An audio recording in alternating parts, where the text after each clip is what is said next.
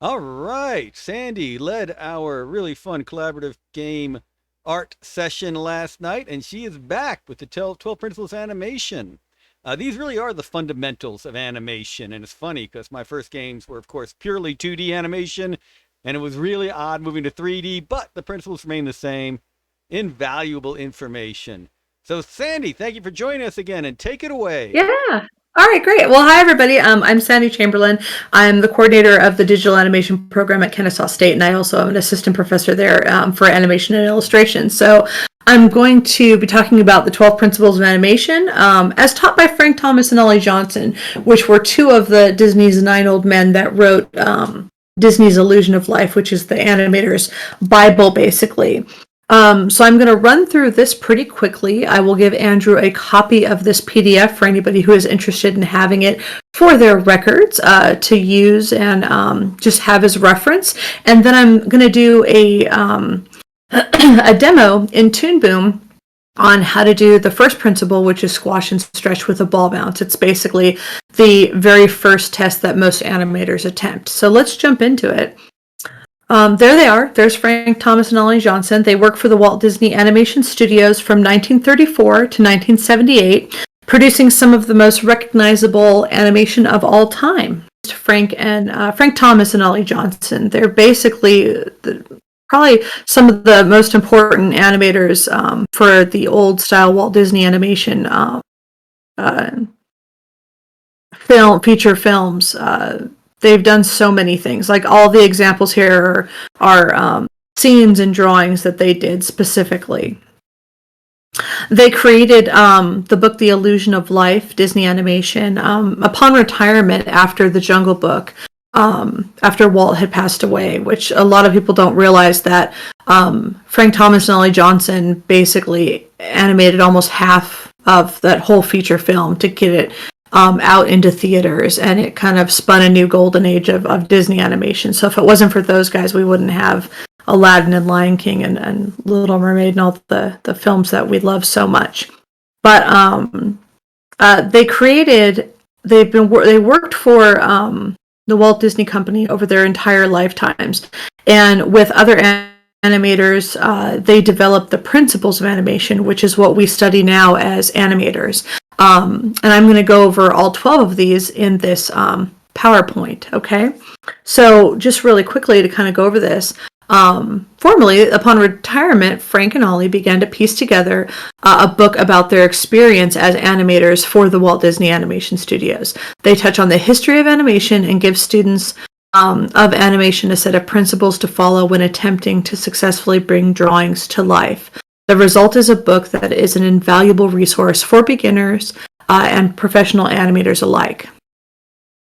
The first principle, and the one that I'm going to demo today, is squash and stretch. So this is considered the most important discovery. Squash and stretch allows organic and inorganic objects to come to life in an exaggerated manner. The squashed position can depict the form either flattened out by great pressure or bunched up and pushed together.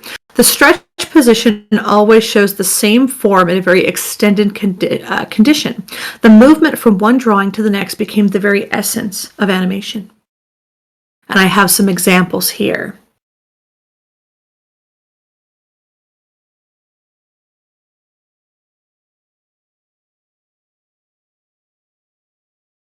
I love that one of Puss in Boots on the bottom there, because it shows how just the face as the ball, you can really simplify it. So it's kind of demystified for beginning animators. Sometimes you look at the character from 101 Dalmatians up there on the top with all of his wrinkles and the exaggerated facial features, and it can be a little bit overwhelming at first. But if you break it down into simplistic forms, animation, when you're starting out, it doesn't have to be overwhelming.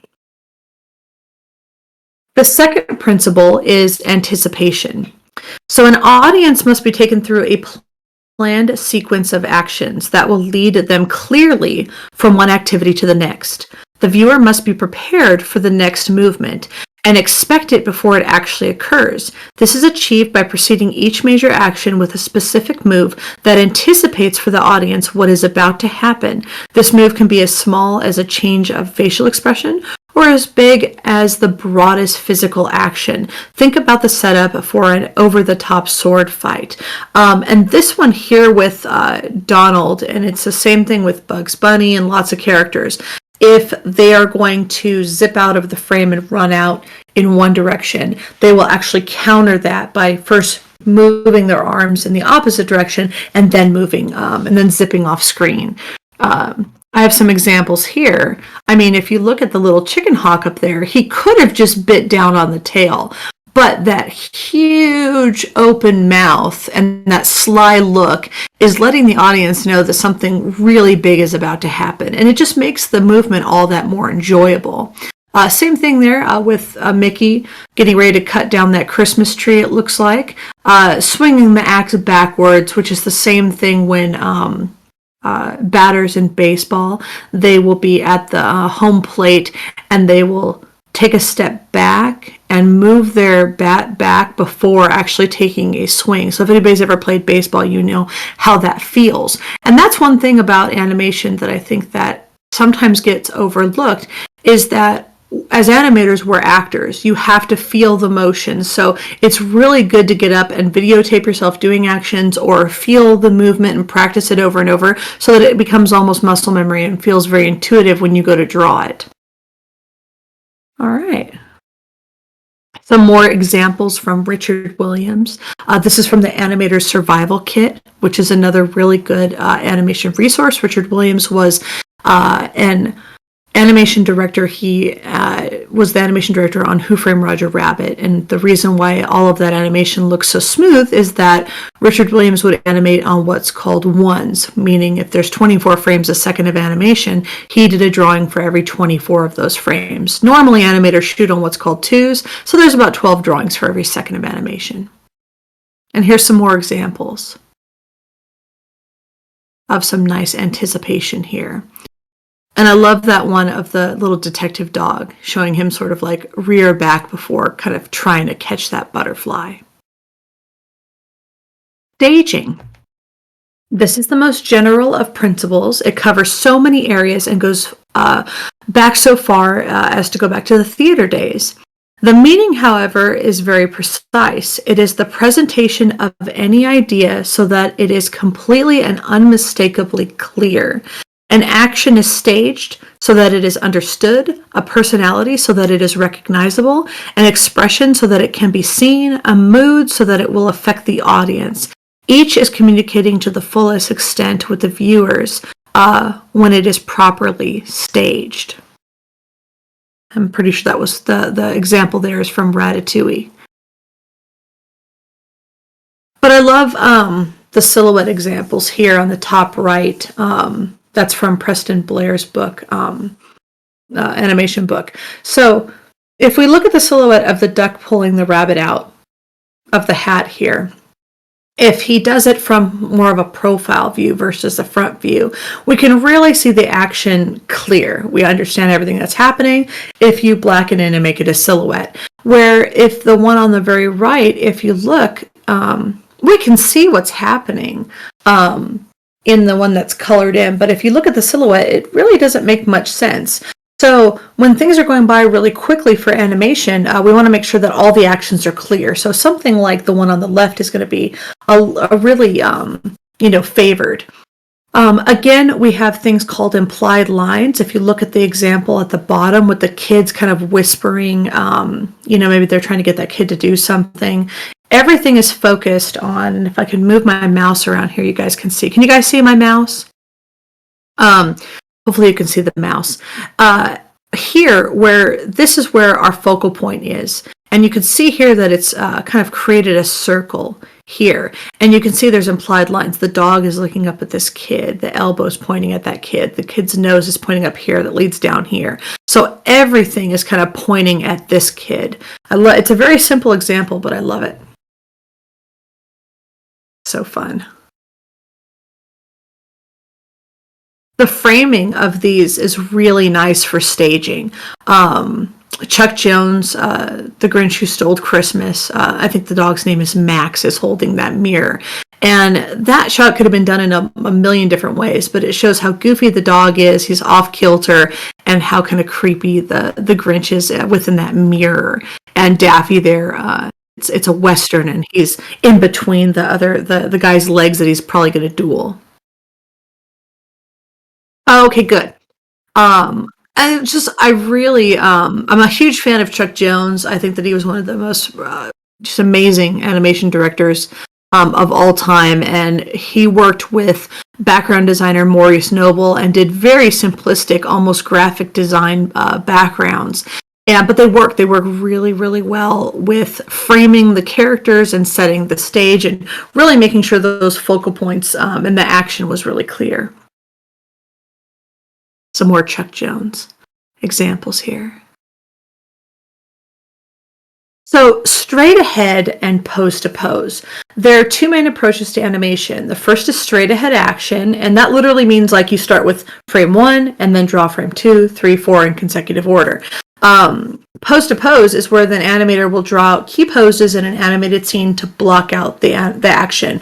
Once the key poses are just right, the animator will fill in the animation with what are called in-between drawings to polish off the feel and timing. And if you can see my camera here, if I'm still on the camera and you guys can see me, the way that I explain this to beginning animators is if I'm going to do a wave animation. Keyframes over here, another keyframes over here. If the movement is going to be timed evenly, your breakdown's in the middle, and then in-betweens are here and here. So that's sort of a beginner's way of understanding pose to pose. So this would be one pose, one keyframe, another keyframe, and then you fill in the middle. All right. Walk cycles are always done sort of pose to pose. You have 4 main positions, the contact down, passing, and up positions, and then they repeat with the back and the back arm and the back leg flipped. And then you would fill in between, pretty much in between all of those, maybe 1 or 2 to make it really smooth. And you can see when you add personality to it, and you get this sort of little skip march that Fievel from American Tail is doing down there in the bottom. Also, you'll see that one thing that is still used widely is you can notice here that number 1 is circled, 3 is circled, 5, 7, right? So those, anytime you see a number with a circle around it, that usually indicates that is a keyframe. And keyframes are basically a really exaggerated pose, and it's an important area of the storytelling. So you really want to make sure that is marked and held a little bit longer, usually with timing, or emphasized with slow in and slow out, which we'll talk about a little later here.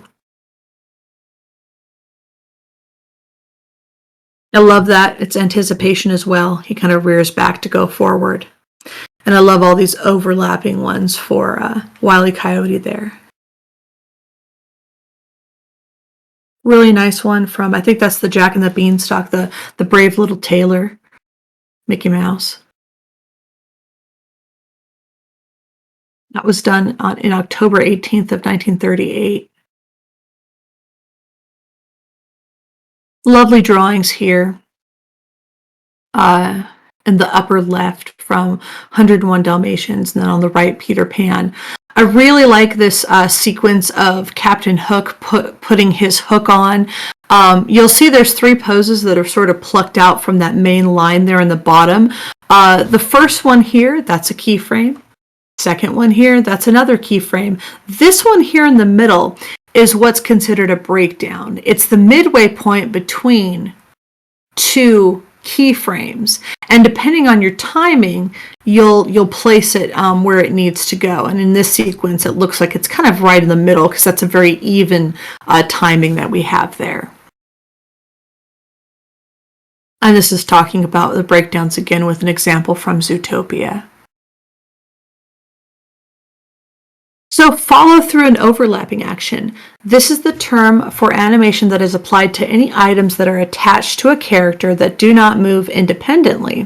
When a character enters a scene and he reaches the spot for the next action, the character often has to come to a sudden stop. This will look stiff and not natural unless items such as clothes, hair, necklaces, tails, with the exception that a tail can also be what's considered secondary action because it has a bone and can move independently, and so on, will keep moving after the character has stopped and settled into place. A hair does this all the time, long hair. So if I were to, I have headphones on right now, so it won't be a good example, but if I turn my head, you can see that my head will stop, but the hair still is kind of bouncing a little bit. That's follow through and overlapping action.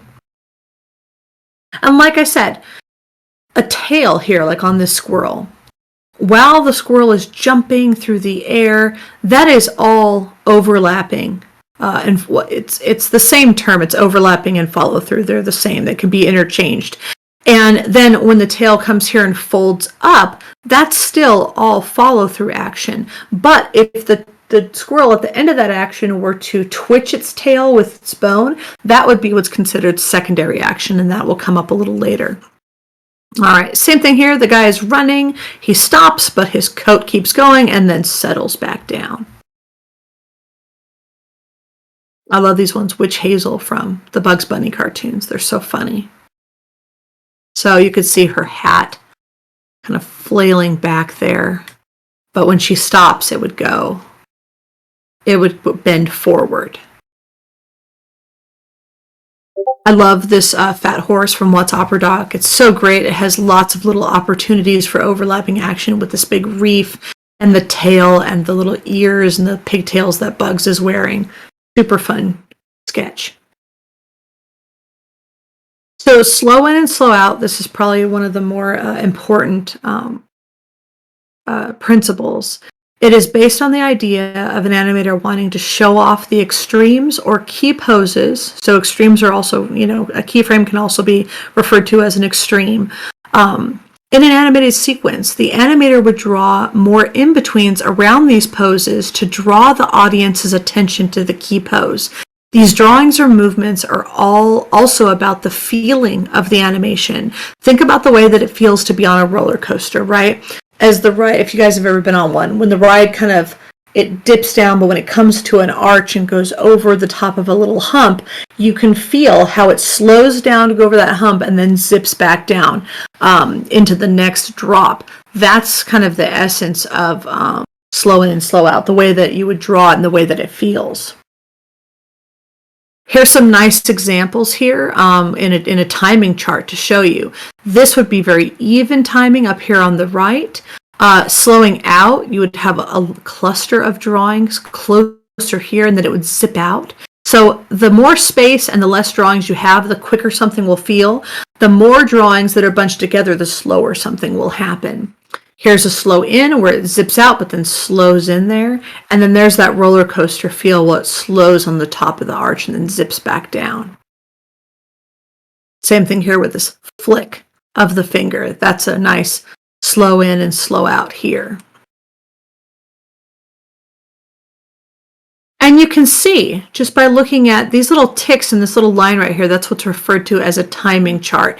And just by looking at this, if you could kind of think about how that would feel if it was moving, you could see that it would slow out, zip, and then slow back in. So lots of good examples here. I love this one of the balloon because you can really feel like, and everyone's done this, like everyone has had a balloon filled with air or helium and we flicked it and it like went really fast but then like slowed down right before us. Same thing, pendulum here, nice slow out, slow in here, slow back out, slow in here. Arcs. Animators use arcs to make sure that the animation of a character, for example, looks solid and the proportions stay the same, even if squash and stretch is being applied. Arcs can be plotted everywhere a character has joints and something that moves from that joint. For example, the hand would move on an arc that is designated by the wrist and so on. In 3D, this is the rotation tool. Basically, the rigger will set parameters on how far something can be rotated. So in 2D animation, we would plot out where that arc would happen. And in 3D, we have that nice rotation tool that kind of helps guide us with that.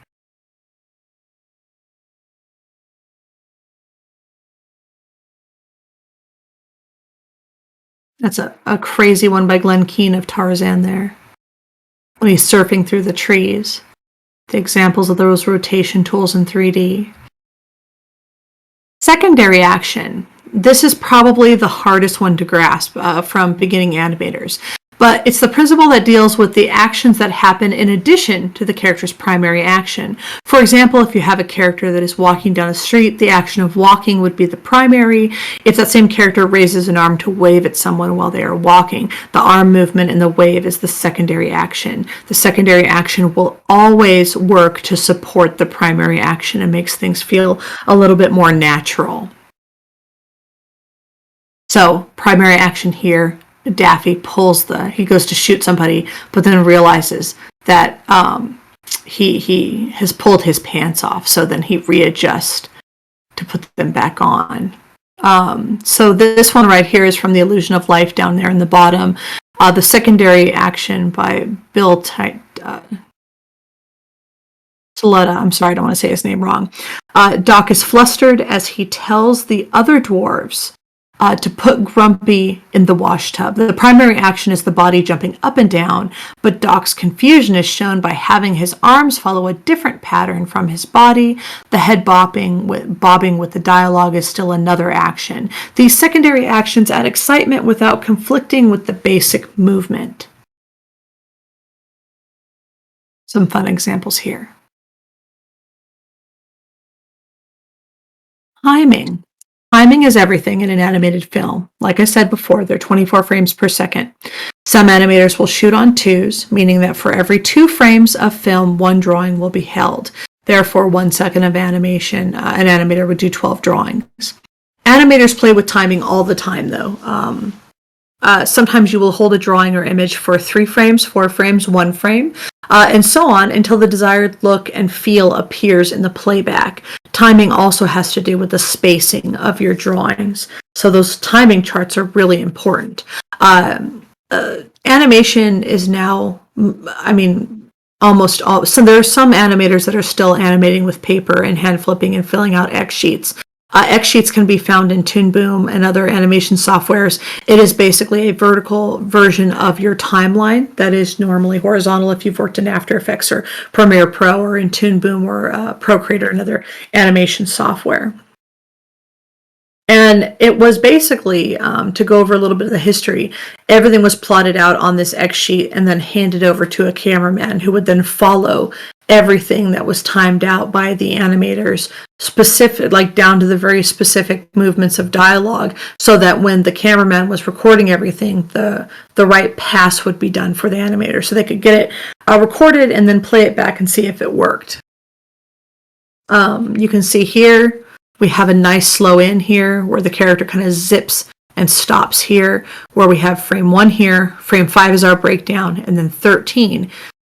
2 and 3 and 4, there's not much going on here, and then we get a lot of cluster drawings here where the character slows into that action.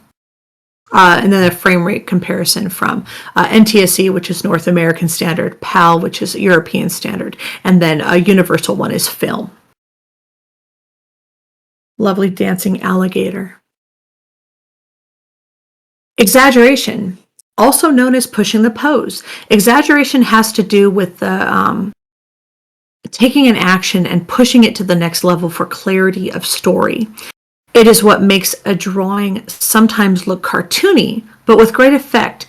We'll get the action or expression of a character across to the audience with zero confusion to what is going on in the scene. And that was a scene from Feed the Kitty by Chuck Jones. Some lovely ones here, Ren and Stimpy, Bugs. For the Birds from Pixar, the cat came back, and Pluto there. Lovely exaggerated drawing of the beast from Beauty and the Beast, that frog from One Froggy Evening, and Daffy, of course, getting ready to duel somebody. Solid drawing, which I think Chris had mentioned was his favorite principle. This is pertaining to the artist's draftsmanship skills. Solid drawing has to do with the understanding of drawing. Creating a visual that becomes 3-dimensional on a 2-dimensional surface is the main goal of solid drawing. Drawing through the form and thinking about staging for your animation. Does the silhouette make sense for the action? And then making sure that it is believable as a solid object. And this is sort of achieved through the study of human and animal anatomy, studying gesture, form, and then anatomy, and then combining all of those later on. So even though they're simplistic cartoon characters, you can see with this one down here with Mickey Mouse, this almost looks like from the front pose it could be a cardboard cutout that could just like fall flat. But if you turn him to a 3/4 pose, he becomes thick and three-dimensional, and we can see what he would look like from all sides almost. And these are some amazing drawings by Frank Thomas of Pinocchio. And Milk Hall, who did I forget her name. She's the villain from Rescuers. Little character sheet from an early Mickey Mouse. And just some lovely examples of just wonderful, solid drawing in different styles, in different artists' hands. But all the information is there, and it's clear.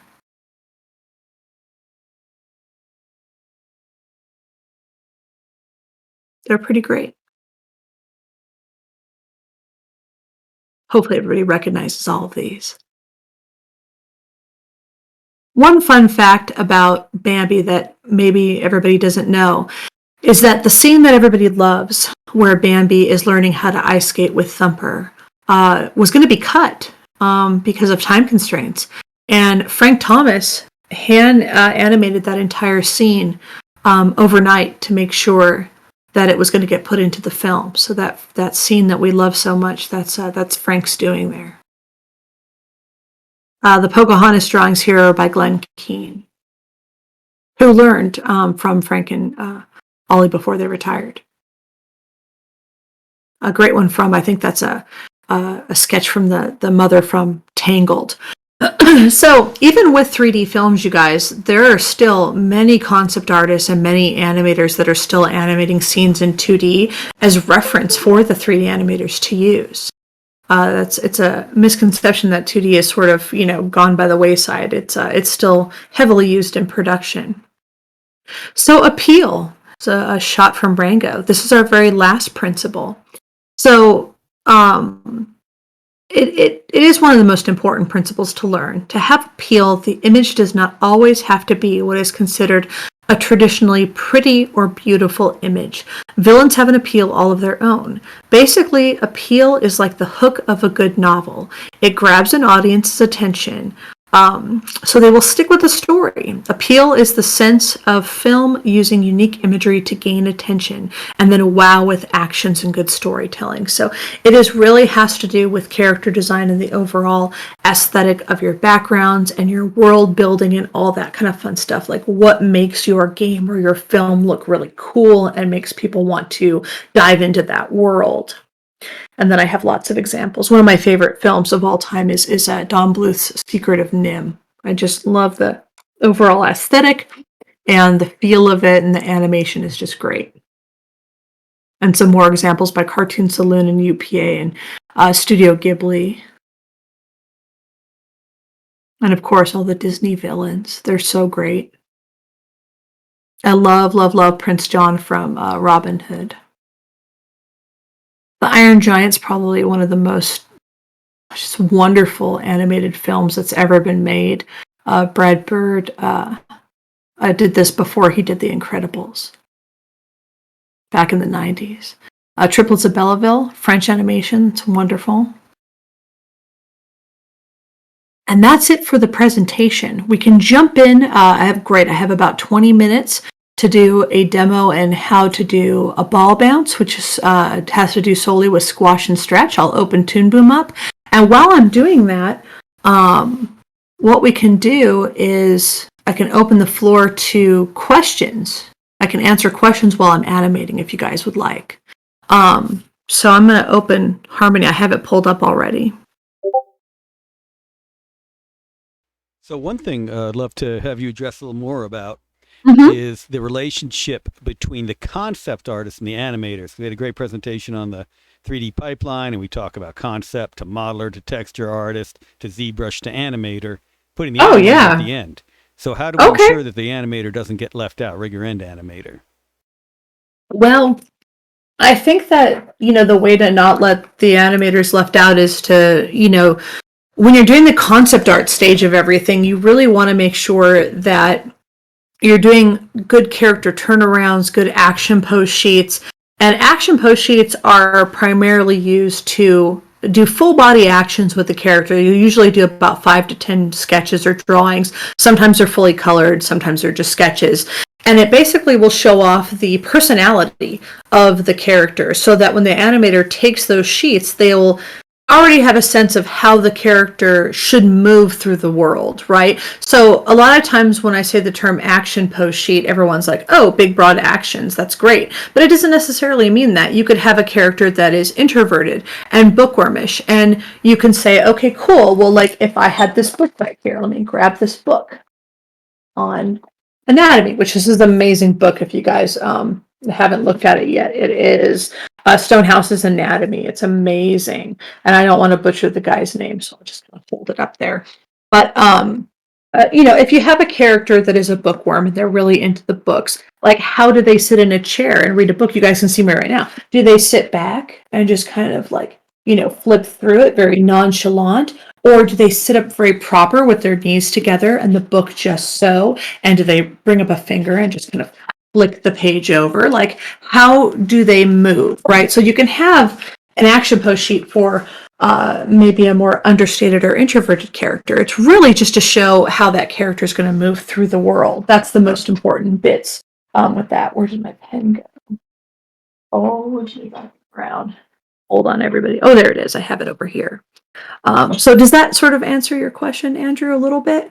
Yeah, that's great. I don't want to distract from the Toon Boom demo anymore. Oh, no, that's fine. So this is going to be very simple, you guys, because anytime you're animating, you want to do your very first pass as rough as possible. I don't want you to worry about making pretty drawings or anything like that. And the one example I like to do is with the ball. But first, I'm going to set up my layers. So I'm going to double click this and rename it ground for my ground plane.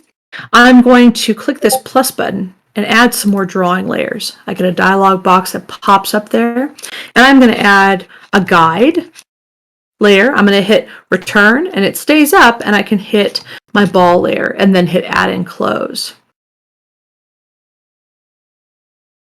Really? Okay, hold on. Let's see. I'm sorry, you guys. Let's see. How do we stop streaming that? Share my whole screen again. Oh, maybe if I go back, maybe if I just click this. There, can you guys see? You guys can see Toon Boom now, hopefully. Can you guys see Toon Boom and my layers here down here on the timeline? Okay, great. So all I did was add a ground, guide, and a ball. And I can do that by clicking this button right here, which brings up this dialog box that you can add as many layers and then add and close. That's what I just did. Or you can hit the plus button here and add drawings. It brings up the same thing. Just like Photoshop or any other software, there's a million ways of doing the same darn thing in all of these softwares. So, the software really isn't, the main priority with any of this animation business. You could use Clip Studio, you could use Procreate on your iPad, you could use anything. As long as your foundational studies of animation is solid, then you're going to be okay. So first, I'm going to hit the ground plane here. There's my pen. And like I said, I'm going to be really sketchy for this because I just want it to be a rough pass. So I'm just going to use black here for my ground plane and draw a ground plane out there. Great. I'm going to extend that to about 30 here by hitting F5 on my keyboard. That way when I move my time scrubber around, this won't disappear. I'm also going to come over here. There's this little red thing up here that I'm going to snap, because that will help me loop it. That's the renderable area now. All right, so my guide I'm going to do in red, and I'm just going to draw a vertical line. I'm not worried about it being too perfect. I can hold shift and make it, completely perfect, but I'm not going to worry and be super anal about that. I don't need to do that. Undo. I'm using Control on a Mac to do undo. That didn't work. I have to do Command. And then I'm going to do blue for my ball, but I'm going to change the color just to a little bit more, not a saturated blue. I think that'll look a little bit nicer. Okay, great. All right. So I'm going to extend my guide out as well so that it doesn't disappear on me. There we go. All right, cool. Now we're ready to go. I can also lock these two layers so that they don't move around while I'm animating. So in the first drawing here, I'm going to draw kind of over here on the side and zoom in here. Now, like I said, I want to do a very rough pass. The brush that you're using, none of this really matters. I'm just going to grab this brush here, see how the size is. That's looking pretty good. Now, I can do a ball that, if I tried to do a perfect circle here, that looks pretty good. It's just one line that, would be almost cleaned up. But if I were to draw very loose and gestural and just try to find that form, look at which one of those looks more alive, right? Might not be perfect, but that's a much more interesting rough drawing. And that's the one I'm going to use. So let me go ahead and grab these, and I'm just going to delete them. And then I'm going to come over here, and I'm going to start. And I'm going to have a ball that just kind of drops, hits the ground, and bounces back up for a cycle. So I'm going to start up here. All right, let me move my mouse out of the way. Bring my drawing pad just a little bit closer. Stay up on your thing. All right. Something like that. And like I said, we're going to try to keep things proportional, but the movement and the feeling is what's important. You can always refine the proportions later. So there's my first drawing. I'm going to hold it for 2 of these little cells or these frames here. So I'm going to hit Shift plus on my keyboard, and that's going to go ahead and extend that to hold over 2 frames. Then I'm going to go to my next one, but my drawing disappeared. So we can have almost like a light table effect by turning on our onion skinning. I call them pancakes because they look like a little set of pancakes down here on the timeline. And then that will show up my last drawing, which is behind. And if you guys look on this time scrubber, and when I get more drawings, it'll make more sense. Anything in front of me is going to be green. Anything behind me is going to be red. That this sort of umbrella encapsulates. All right, I'm going to do straight ahead for this. So it's just going to be frame 1, 2, and so on. So I'm going to do the next one here as it starts to drop. Something like that. Shift plus. And like I said, feel free to ask questions while I'm talking to you guys. You guys can interrupt me. That's totally fine. I'm going to draw another ball here. It's going to start to change shape and also start to drop a little bit faster. I'm going to hit 1 on my keyboard to zoom out. 1 and 2 on the keyboard, zoom in and out. 1 is to zoom out, 2 is to zoom in. Just so I can see where my ground plane is. All right, it's going to start to really start dropping here and start to change shape just a little bit more. Like I said, trying to stay in proportion, but not being too anal about anything here. It's going to start stretching here. There we go. Shift plus to hold it on a 2. And if I start moving my time scrubber back here, you can see that green and the red there. Also, another thing I always tell animators is switch off your onion skinning and scrub through. See how that's looking. I'm already starting to get bigger on the ball there, but that's okay. I can fix that later. But this scrubbing back and forth on your time scrubber here mimics the flipping of the animation paper that we used to do back in the day. All right, turn my onion skinning back on there. All right, starting to really stretch here because we're gaining momentum there. And it's almost going to hit the ground here. And then it's going to hit the ground. It's going to squash there. And what I like to do is I like to do what's considered a cushion drawing.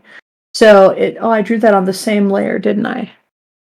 So let's remedy that. Where I do this kind of squash drawing here, and then I'll zoom in here. And what I like to do is I like to even leave that on a 1 and then just pancake it out a little bit more. Just stretch it ever so slightly.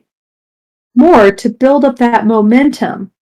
If I turn off the onion skinning, you can see that when it hits, it squashes a little bit extra, and it's building up that momentum to then spring back up. All right. So let's zoom back out here. Take a look. And if I turn my pancakes back on, you can kind of see how that's looking. The ball grows, but that's okay. Not too worried about that, but it's looking pretty good right now. Now, if I were to stretch this out so we can see everything, it's going to return back up a little quicker than it came back down. You could do a reverse cycle, but it would look really even. So what we're going to do is after the ball hits here, you would think maybe I would just copy that. I'm actually going to bring it up here for this next one so that the next ball is sort of in between these two because it's built up that momentum from the squash that it's going to jump back up there. I'm really getting big on my proportions here. Let's make that a little bit smaller. There we go. I'm going to hold that on a 2. And then I'm just going to kind of keep coming up here until I get back up into my last drawing and match it up for a cycle, which is nice. Let me pull this back because I want to see where I'm going. It's really nice about onion skinning. All right. And the darkest one there, it may be hard to see, is going to be my very last one. I really got this a lot bigger, so I might go back and fix those first ones, but that's okay. Like I said, we're looking for the overall movement and feeling of something first. Go back, see where we're going here. All right. We only got a couple more here. Maybe one more, actually. Oops. Undo that. Did I undo my drawing? I think I did. Turn the pancakes off. I did. That's all right then. We'll draw it again. Something like that. Really quick. Yeah, we'll go to 30 here. And I want to match this first one pretty similar to where the other one was. Now, I've made the other ones really kind of bigger, so I'm going to go back in here and just remedy that really quick. I'm going to just make this a little bit bigger to start out with. These first couple frames here to see if I can match how big I got them later on. There we go. It's a little bit bigger. That makes more sense. Okay, so let's turn this off. Let's turn our pancakes off. Let's switch our guide off. Let's turn our little eyeball off. And let's see how we did on that ball bounce. Let's take a look. See how it looks here. I'll bring my time scrubber back here. I'm going to turn this on loop on my timeline and hit play. And then we have a ball that slows in and slows out and boings and bounces. So the timing's a little different. So we didn't just get something that looked really even up and down. We have more of that kind of light boingy feeling that we would want from squash and stretch. And then we can, from here, go in and clean it up, and I can add some color so everybody can see it a little bit better. We can pick a darker blue maybe here. Let's open up our multi-wheel here, get down here into a nice darker blue, and I will just take the paint bucket and I'll paint bucket in here a little bit. It'll look very UPA style. It'll look very off-registered, but it'll give you a better idea. All right. And that's squash and stretch, and that's a pretty simple ball bounce. I could now clean it up, or I could add ears to it and make it a little animal, whatever I want to do with it. But the movement's looking pretty good. I'm pretty happy with that.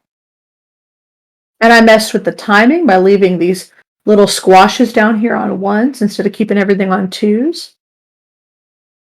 So does anybody have any questions about any of the stuff? So we have a few more minutes. How would you make the ears move on if you made floppy ears on this bouncy ball? How would you link that ear movement? So yeah, absolutely. So that would be overlapping action. And let's go back to the front here. Let me go back to my light blue. I'll go back up here. So in the beginning, this is going to go off the stage, but that's okay. I would say that if it's way up here, we could have maybe the ears sort of kind of off to the side here like that.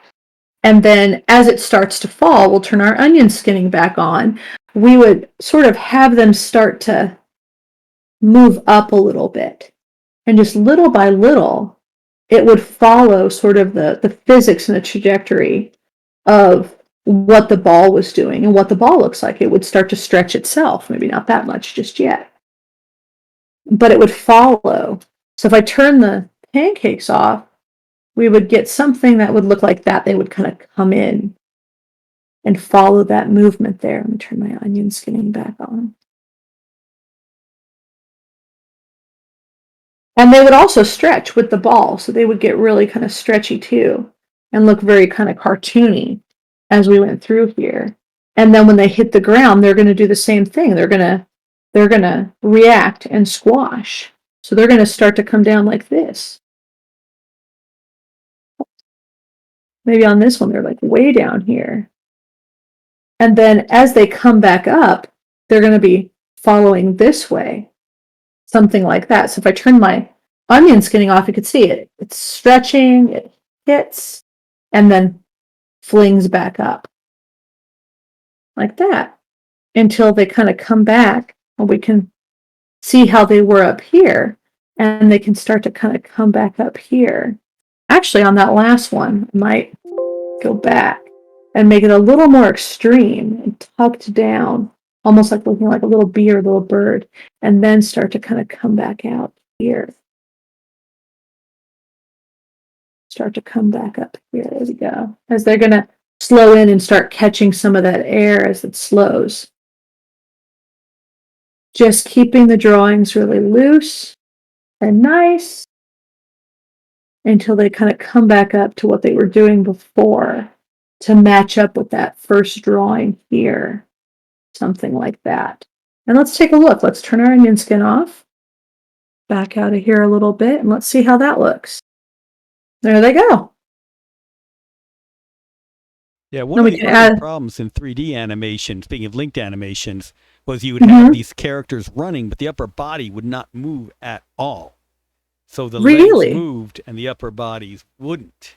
Looked very bizarre. So getting folks to get used to the idea of everything moves when you move was an interesting early stage of 3D game dev. Yeah. And I think, honestly, the most successful animations in, TV, film, or games, you'll see over and over that the animators have studied these old principles. I've been told over and over, it's going to hit the line art. I've been told over and over that, even people working in 3D, if they have a foundation in 2D animation, even if it's just rudimentary and very simple, let's need to close large gaps there. I do have large gaps closed. That, if they do these kind of stick figure drawings, or if they try to figure out some stuff in 2D, it makes the 3D easier. I want that paint in. Well, we'll just paint it in, won't we? Well, I'll just put some blue right there. But yeah, color that in just a little bit.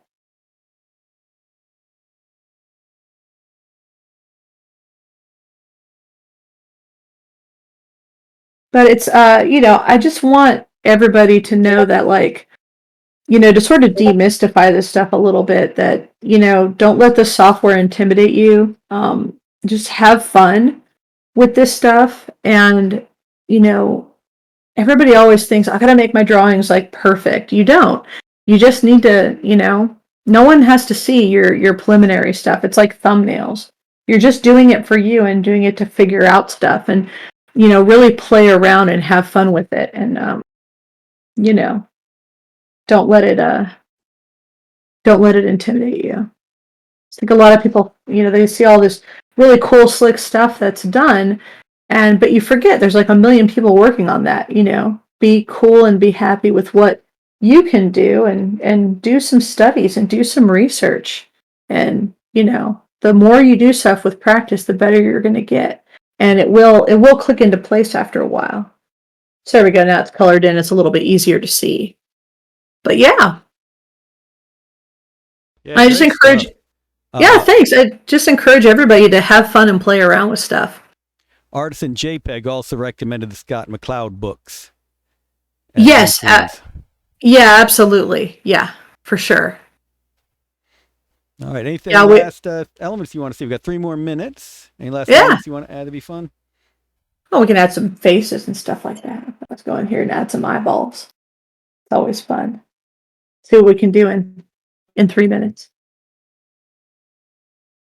Let's see if there's any other questions.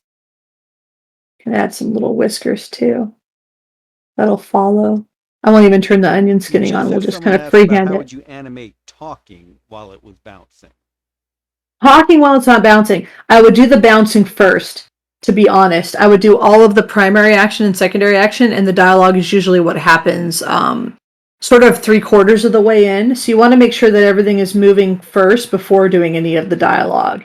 And then to do dialogue, I usually have my students do an 11-second club, which is a website that you can go to, like literally just 11-second club. And every month they do an animation challenge. It's for amateurs and professionals. And you can do it in 3D, you could do it in 2D. And it's just you taking a dialogue clip. It's usually two people talking from a film or a TV show that they've chosen for that month. And then I'm gonna squash these two, and then you animate it. But yeah, I would definitely do the movements first because you can get all the dialogue in and then have to change the movements. It might be a little different 3D than 2D, and then you don't want to have to like change it all. You know what I mean? Like that becomes really like just extra work. So you always want to sort of plot any kind of animation. You always want to plot out, thumbnails and see what your main actions are going to be.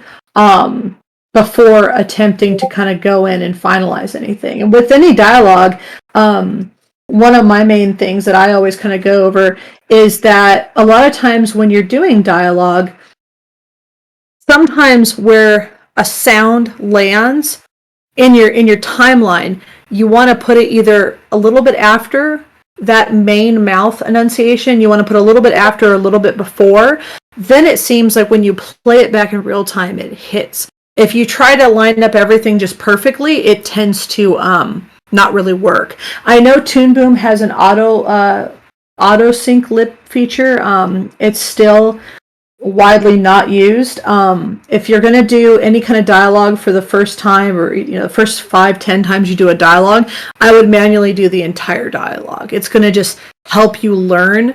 You could do the auto lip sync stuff with different softwares, but you end up getting confused and trying to fix more and spending more time than you would if you just went in and did a good manual pass on it. Okay, I think I reached the end of my bunny here. Lots of great info. Thank you, Sandee. Sandee will be in our voice channel. Ian Russell just said he's around. Yeah. Ian, if you can be in the voice channel too, great conversation. Would love to hear this conversation on animated talking, so you can talk about the voice actor's perspective. Keep going on. Yeah, absolutely. We are going to move on to 10 tips for designing better LGBT characters. Thank you very much, Sandee. Oh, you're welcome. Thanks, everybody, for hanging out. Have a great day.